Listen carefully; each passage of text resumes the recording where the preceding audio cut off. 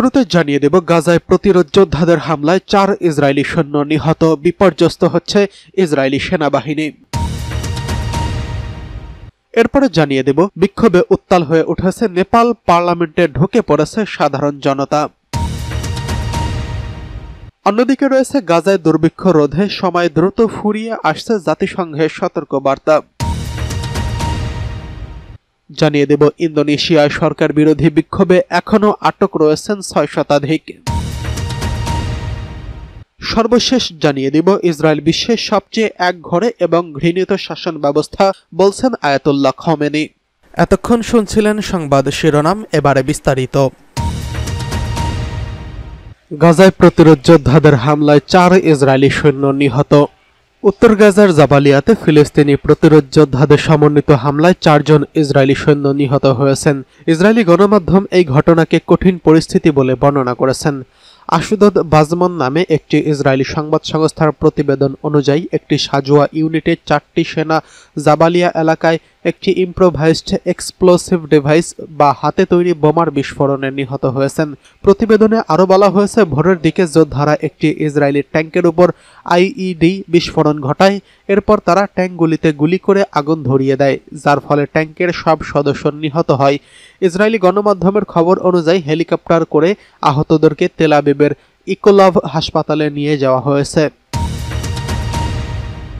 এদিকে বিক্ষোভে উত্তাল নেপাল, পার্লামেন্টে ঢুকে পড়েছে সাধারণ জনতা। নেপালের সামাজিক যোগাযোগ মাধ্যম প্ল্যাটফর্ম বন্ধ ও সরকারের দুর্নীতির বিরুদ্ধে জেন জি প্রজন্মের নেতৃত্বে শুরু হওয়া আন্দোলন অনলাইন থেকে সড়কে পৌঁছেছে। সোমবার সকালের দিকে দেশটির রাজধানী কাঠমান্ডুতে শুরু হওয়া এই বিক্ষোভ ভয়াবহ সহিংসতায় রূপ নিয়েছে। হাজার হাজার বিক্ষোভকারী নিরাপত্তা বাহিনী বাধা উপেক্ষা করে রাজধানীতে অবস্থিত পার্লামেন্ট ভবনে ঢুকে পড়েছেন। এ সময় বিক্ষোভকারীদের লক্ষ্য করে গুলি, টিয়ার গ্যাস এবং জলকামান ছুড়েছে নিরাপত্তা বাহিনী। এই ঘটনায় অন্তত 3 জন নিহত এবং শতাধিক আহত হয়েছেন। পরিস্থিতি নিয়ন্ত্রণে সেনাবাহিনীর সদস্যদের মোতায়েনের পাশাপাশি রাজধানীতে কারফিউ জারি করেছে দেশটির সরকার।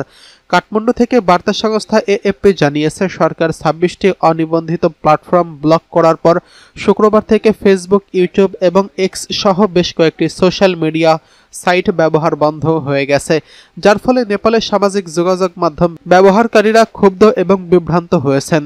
ইনস্টাগ্রামের মতো জনপ্রিয় সামাজিক যোগাযোগ মাধ্যমগুলোতে নেপালে লাখ লাখ ব্যবহারকারী রয়েছেন, যারা বিনোদন, সংবাদ এবং ব্যবসার জন্য এই মাধ্যমগুলোর উপর নির্ভর থাকে। জাতীয় পতাকা উড়িয়ে জেনারেশন জেড বিক্ষোভকারীরা জাতীয় সঙ্গীতের মাধ্যমে প্রতিবাদ শুরু করে এবং তারপরে সামাজিক যোগাযোগ মাধ্যমের উপর নিষেধাজ্ঞার বিরুদ্ধে প্রতিবাদ করে এবং দুর্নীতির বিরুদ্ধে স্লোগান দেয়। 24 বছর বয়সী ছাত্র জুজন রাজভান্ডারী বলেন, সামাজিক যোগাযোগ মাধ্যমগুলো নিষেধাজ্ঞার কারণে আমরা উদ্বিগ্ন হয়ে পড়েছি, কিন্তু এটাই একমাত্র কারণ নয় যার জন্য আমরা এখানে জড়ো হয়েছি। তিনি আরও বলেন, আমরা নেপালের প্রাতিষ্ঠানিক রূপ নেওয়া দুর্নীতির বিরুদ্ধে প্রতিবাদ করেছি।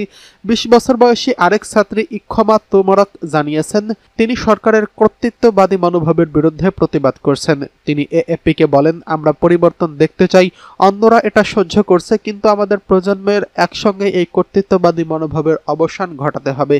নিষেধাজ্ঞার পর থেকে সাধারণ নেপালিদের সংগ্রামের সঙ্গে রাজনীতিবিদদের সন্তানদের বিলাসবহুল জিনিসপত্র এবং ব্যয়বহুল ছুটি কাটানো তুলনামূলক ভিডিও টিকটকে ভাইরাল হয়েছে, যা এখনো চলছে। প্রতিবাদকারী ভূমিকার ভারতী বলেন, দুর্নীতির বিরুদ্ধে বিদেশে আন্দোলন হয়েছে এবং তারা ভয় পাচ্ছে যে এখানেও এমনটা ঘটতে পারে। এদিকে গাজায় দুর্ভিক্ষ রোধে সময় দ্রুত ফুরিয়ে আসছে জাতিসংঘের সতর্কবার্তা। গাজায় দুর্ভিক্ষ আরও ছড়িয়ে পড়া ঠেকানোর সুযোগ এখনও রয়েছে। আজকে জাতিসংঘের এক শীর্ষস্থানীয় কর্মকর্তা এমন মন্তব্য করে গাজায় অবাধে ত্রাণ প্রবেশের অনুমতি দিতে ইসরায়েলের প্রতি আহ্বান জানিয়েছেন। বৈশ্বিক ক্ষুধা পর্যবেক্ষক সংস্থার তথ্য অনুযায়ী গাজা নগরী সহ বিভিন্ন অঞ্চলে কয়েক লাখ ফিলিস্তিনি ইতোমধ্যে দুর্ভিক্ষে ভুগছেন বা ঝুঁকিতে আছেন। এর মধ্যে ইসরায়েল হামাসের বিরুদ্ধে নতুন করে অভিযান শুরু করছে। ব্রিটিশ বার্তা সংস্থা রয়টার্স এই খবর জানিয়েছেন। ইসরায়েল মার্চ থেকে মে মাসের মাঝামাঝি পর্যন্ত 11 সপ্তাহ ত্রাণ সহায়তা সহায়তা সম্পূর্ণ বন্ধ রাখে। এখন তারা দাবি করেছে খাদ্য সংকট এড়াতে আরও বেশি সাহায্য ঢুকতে এবং বিতরণ করতে দিচ্ছে। তবে আন্তর্জাতিক সংস্থাগুলো বলছে এখনও আরও বেশি ত্রাণ সহায়তা প্রয়োজন।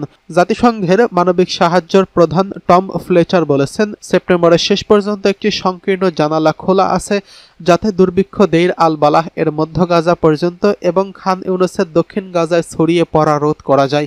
এই জানালাটি এখন দ্রুত বন্ধ হয়ে আসছে। গত মাসে ইসরায়েল গাজা নগরীর উপকণ্ঠে আক্রমণ শুরু করে। এখন তাদের সেনারা নগরীর কেন্দ্রে মাত্র কয়েক কিলোমিটার দূরে অবস্থান করছেন। সপ্তাহান্তে তারা নাগরিকদের সতর্ক করে জানিয়েছে হামাস উচ্চ ভবনগুলো ব্যবহার করছে, সেগুলো খালি করার নির্দেশ দেওয়ার পরপরই সেগুলোতে বোমা বর্ষণ করে। তবে ইসরায়েল কোনো প্রমাণ দেয়নি যে হামাস সত্যিই ভবনগুলো ব্যবহার করছিল এবং হামাস উচ্চ ভবন ব্যবহারের দাবি অস্বীকার করছেন। স্থানীয় স্বাস্থ্য কর্মকর্তারা জানিয়েছেন রাতভর হামলায় শহর জুড়ে 14 জন নিহত হয়েছেন। এর মধ্যে দক্ষিণ গাজা নগরীর একটি স্কুলও অন্তর্ভুক্ত রয়েছে, যেখানে বাস্তুচ্যুত ফিলিস্তিনিরা আশ্রয় গ্রহণ করছেন। ইসরায়েলি সেনাবাহিনী জানিয়েছে তারা একজন হামাস যোদ্ধাকে লক্ষ্যবস্তু করেছিল এবং আক্রমণের আগে নাগরিকদের সতর্ক করা হয়েছিল।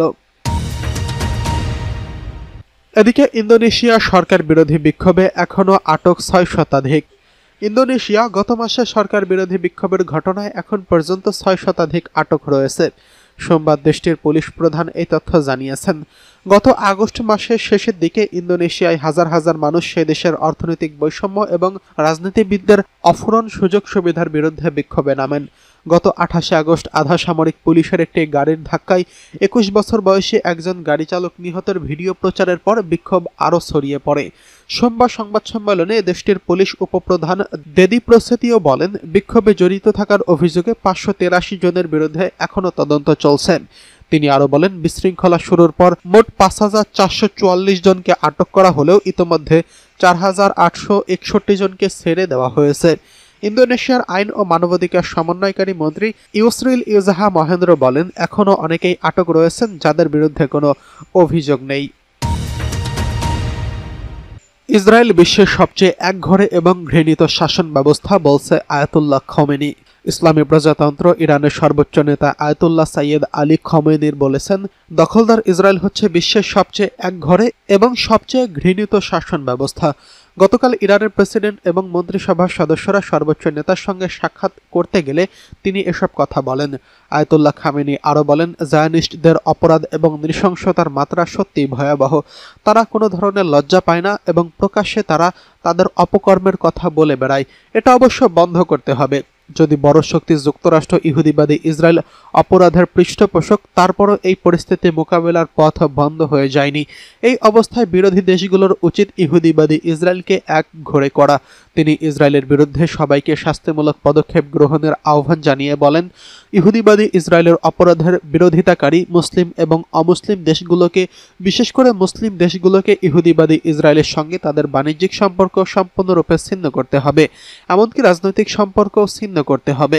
ইরানের সর্বোচ্চ নেতা বলেন, ইরানের কূটনীতির একটি প্রধান দিক হল দখলদার ইসরায়েলের সঙ্গে সম্পর্ক ছিন্ন করার জন্য অন্য দেশগুলোকে জোর দেওয়া, সর্বাগ্রে তাদের সঙ্গে বাণিজ্যিক সম্পর্ক ছিন্ন করা, এরপর তাদের সঙ্গে রাজনৈতিক সম্পর্ক ছিন্ন করা। ইরানের প্রেসিডেন্ট সাম্প্রতিক চীন সফর প্রসঙ্গে তিনি বলেন, প্রেসিডেন্টের চীন সফর ছিল অত্যন্ত ফলপ্রসূ। ইরানের প্রেসিডেন্টের সাম্প্রতিক চীন সফর অর্থনৈতিক রাজনৈতিক উন্নয়নের গুরুত্বপূর্ণ ভিত্তি স্থাপন করেছেন। এই সফরে ইতিমধ্যে কিছু সাফল্য অর্জিত হয়েছে এবং ইনশাআল্লাহ সেগুলোকে আরও এগিয়ে নিতে হবে।